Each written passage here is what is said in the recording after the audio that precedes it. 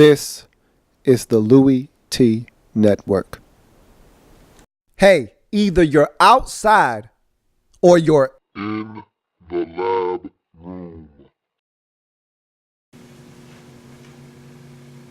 Who else could it be but me, your man, Louie T? Welcome. You are in the lab room. I, of course, am your host, Lou. Thank you for joining me. Mid-season outlook.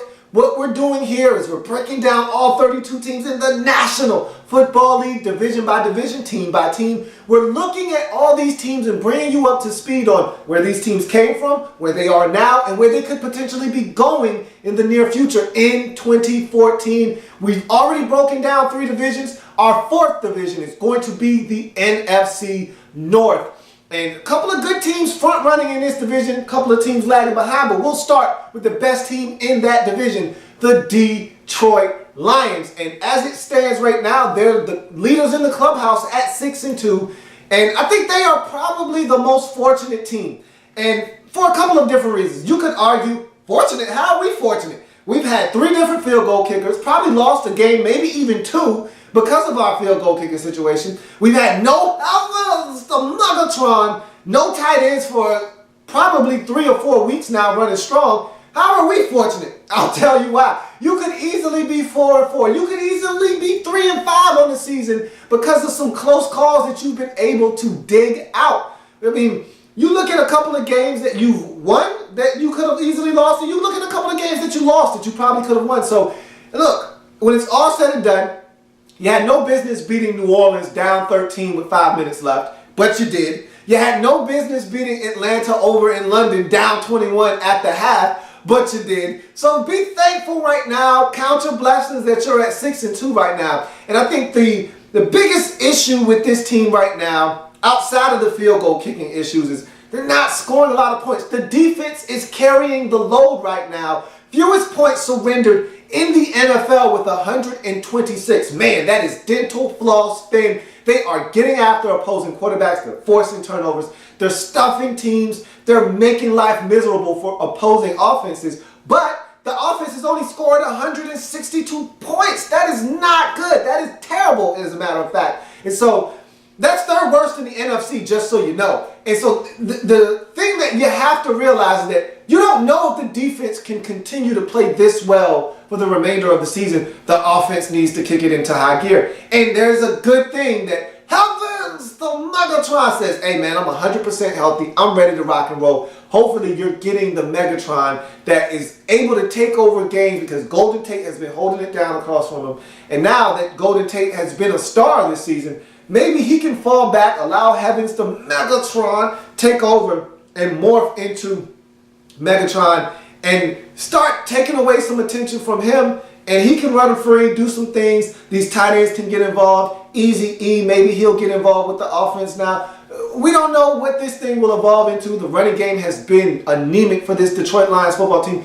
They need a spark. Hopefully Calvin Johnson is that spark for them offensively. You look at their setup right now. 3-1 at home, 3-1 on the road, 2-0 in the division, 5-1 in the conference. There are a couple of great things about it. Matter of fact, everything I just said is great. You're 3-1 at home, that means you're taking care of home. You're 3-1 on the road, which means you're going out on the road and getting W's in foreign territory. You're 2-0 in the division, which is great, but you only played 2 games. You've got 4 games left in the division. You've already beaten Green Bay, which is a huge win for you, but you got to go to Green Bay. You haven't had a taste of Chicago yet, and you went to Minnesota and beat them. So you've got a lot of games left in this division. Got to take care of business there, and you're 5-1 in the conference. That is a strong mark.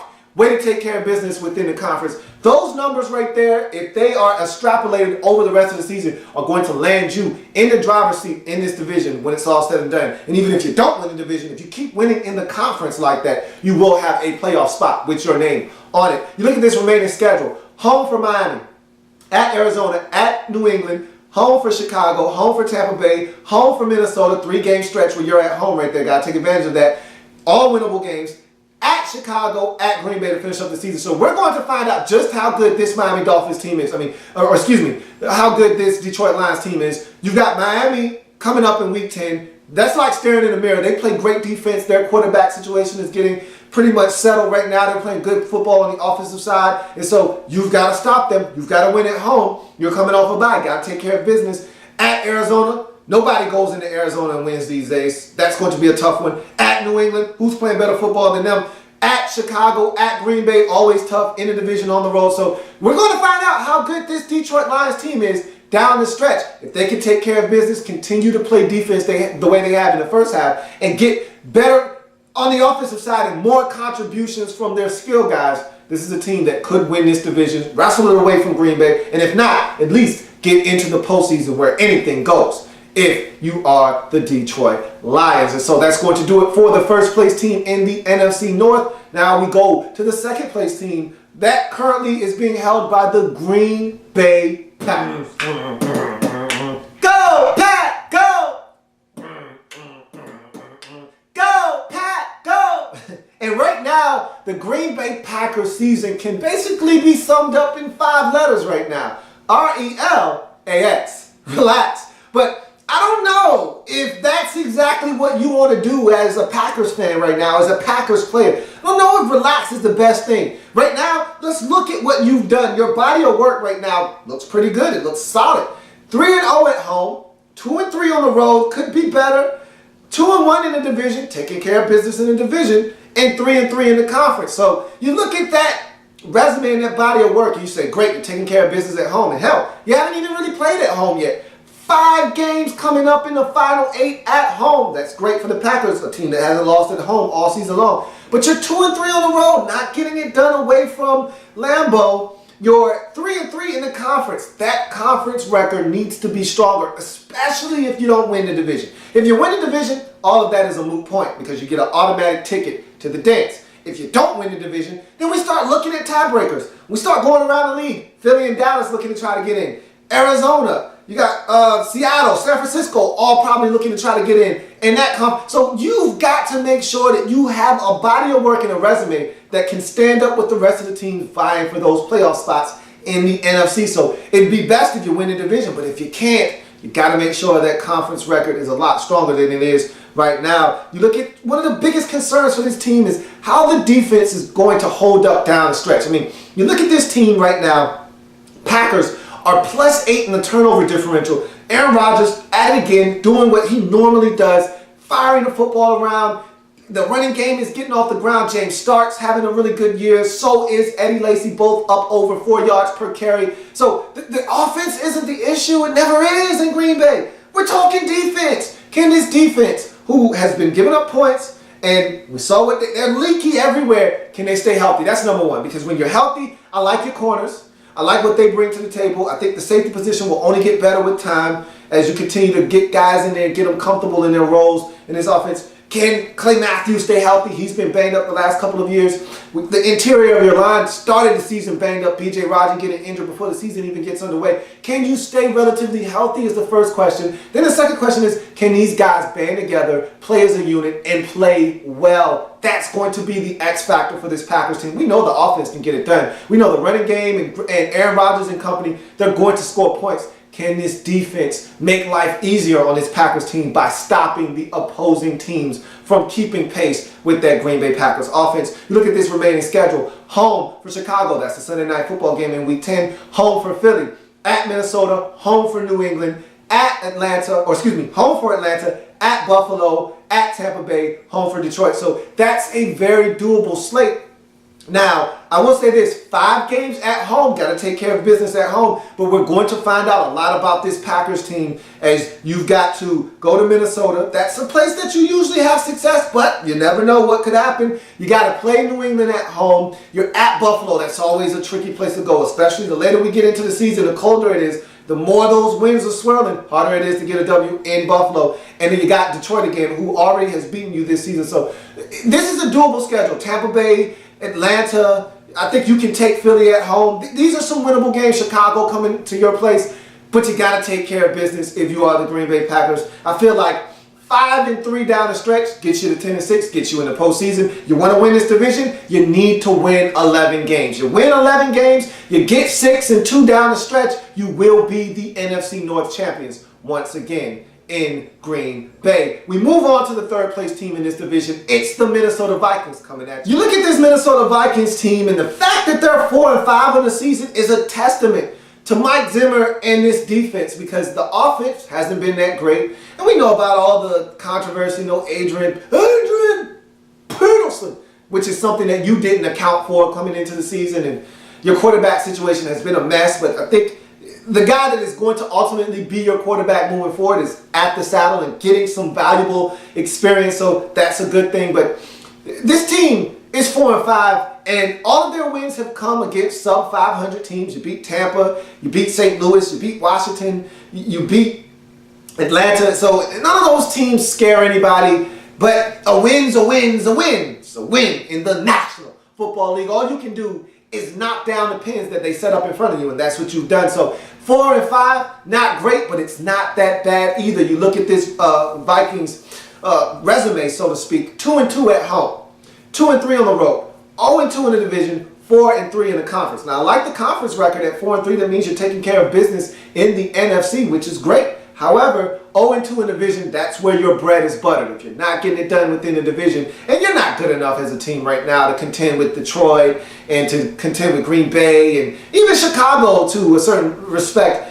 I think you can beat Chicago, maybe in Minnesota. I don't know if you go to Chicago and beat them, but you got to be able to be more competitive within the division. And right now, I just don't think this team is equipped with enough on the offensive side of football, as well as the defensive side of football, to get it done against the upper echelon teams in your division. The quarterback position is a work in progress, and I think that's where the deficiency comes offensively. You've got 6 touchdowns versus 11 interceptions by your quarterbacking group as a whole. Collectively, you've had 3 different starting quarterbacks this season. None of them have been great. Teddy Bridgewater's probably been the best of the group right now, and he's at 3 touchdowns, 5 interceptions. So you've struggled at the quarterback position because of you struggling at the most important position on the field. Hence, you're 4-5 on the season. You should be lucky in counting your stars and your blessings that you're there at this point of the season. You look at the rest of this schedule. At Chicago, home for Green Bay, at Carolina, home for Carolina, home for the Jets, at Detroit, at Miami, finish up home for Chicago. Now, looking at that slate, there's some winnable games there. Carolina, at home, that's a winnable football game. Jets, at home, that's a winnable football game. Home for Chicago, that's a winnable football game. Even at Chicago, that's a winnable football game. Don't think you're going to Miami nor Detroit and winning, but hey, you never know. That's why they play the games on Sunday. The thing you want to do is build momentum for next season. You're not making the postseason this year. It's not going to happen. However, if you can finish this season up, get to 7-9, finishing up the season 3-4 with maybe a win or 2 down the stretch, man, this team will have all the abundance of confidence going into next year. Hell, if you can get to 8-8, which is a tall task, that would require you to go 4-3 down the stretch. If you can get to 8-8, man, that's a hell of a coaching job by Mike Zimmer. Don't see it happening, but anything's possible, again, in the National Football League. We go to the final team bringing up the rear in the NFC North. It's the Chicago Bears. It all started in week 1 with that home loss to the Buffalo Bills, 23-20. It never got on track for Chicago after that. And you can say, hey, they bounced back with 2 consecutive wins after that. Yeah, I hear you, but they never got on track at home, and that's the most important thing here is this team hasn't won a game all season at home. How do you do that? And they're one of 3 teams to not have won at home all season long. And you never want to be in the same discussion as Tampa Bay and Oakland, but that's what not winning a home game will do to you. And so this Bears team, even though they're 3-2 on the road, let's look at their body of work right now. 0-3 at home, ouch. 3-2 on the road, that's great. 0-1 in the division, 2-2 in the conference. So you've played a lot of games out of the conference because, again, we're in week number 10, and you only have 4 conference games. So you've done a lot of playing over in the AFC conference. You haven't taken care of business at home, and you got to win the games at home. You've gotten the tough ones. You went to San Francisco and won. You went to New York and played the Jets and won when the Jets still were playing with confidence. This is a situation where you should be over 500. But because you can't win at home. You haven't won at home. You still got 5 home games. The Bears are like, hell, we don't even, can you change a couple of those to road games by any chance? No, you can't change them to road games. Win at home. Take care of business. I don't see you making the postseason. You're not a postseason worthy team. Not at 3-5, not with the way you've lost this season. However, the thing about it is you need to get some confidence instilled, not only in Jay Cutler, not only in the other 52 guys on this roster, but also for the psyche of your head coach, Mark Tresman. Look, he was brought in to win and get this team over the hump. Lovie Smith had this team in contention every year for the postseason. Now, they usually would miss out, but they miss out with the 10-6 record. They miss out with 9-7. Right now, you're on pace for 6-10. That's not good. That's not even Chicago Bears like. That's not up to the standards that have been set by this franchise. So you need to get on your horse, giddy up, and figure out what you got to do.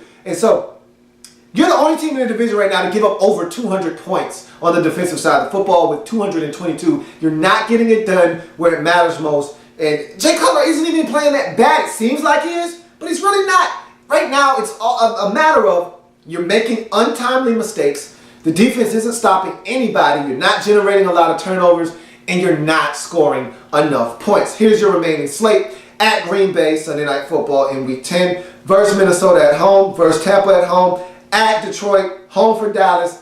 Home for New Orleans. Home for Detroit. At Minnesota. So heavy home slate down the stretch. 5 games at home, 3 on the road. And again, a very doable schedule for a team that hasn't won a game at home all year. Hard to say that you're going to turn your fortunes around in the second half of the season when you've got 5 games at home and you haven't won one at home all season long. That's going to do it for the NFC North as we continue to breeze through these divisions and these teams. I thank you for joining me here on the program. We'll continue to knock them down one by one here on the Midseason Outlook. See you next time.